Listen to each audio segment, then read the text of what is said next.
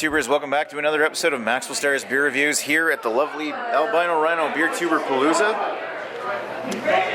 This is another one. I actually had a sample of this earlier, but I liked it so much that I actually wanted to do a review of it. And this one's comes from Barnstormer. This is their Captain tea bag. It's a Belgian Saison made with Earl Grey tea. I think he said something like there was 2 kilograms of Earl Grey tea added to the boil, which actually sounds really quite interesting. Anyway, they're really friendly people over at that booth, so I'm gonna give them a big thank you for pouring this one out for me, and slam. Okay. Man, believe me, it's like the quietest spot here. This is a really busy spot. I'm really proud of the Rhino for doing so well. It is hard to get a review done here, though. So, okay, let's continue.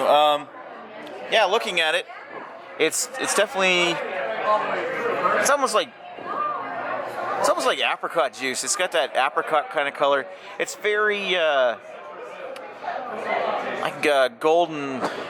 Not so much, maybe more like, you were to call it golden. It's like a dark gold or something like that, like orange amber. I had a lot more head on it. It's just I had to take a sip of it so it wouldn't spill all over the place when I walked here. Yeah, let's give it a sniff. Right at the forefront, you get that really mild, like the orangey kind of smell that you get from the Earl Grey tea. Like if you like Earl Grey tea, you get a lot of that in the aroma. Underneath that, you get, let's see. It's mostly tea, but there's some subtle Belgian spices.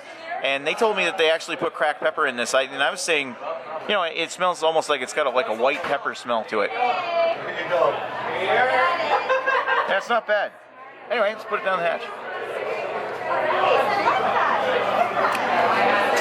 Again, it's very fruity. Very, very fruity. And the herbal tea kind of mixes right in with that. It actually goes great with a Saison style beer. I'm not sure if you could call it a spot-on Saison, but as far as being refreshing and easy to drink, like they say that this was like 6.7% ABV, and for 6.7% ABV, it's completely deceptive. Like you wouldn't know. I really like it. It's so light and easy to drink. It's a great patio beer, and I got a great scene right here for it. So overall,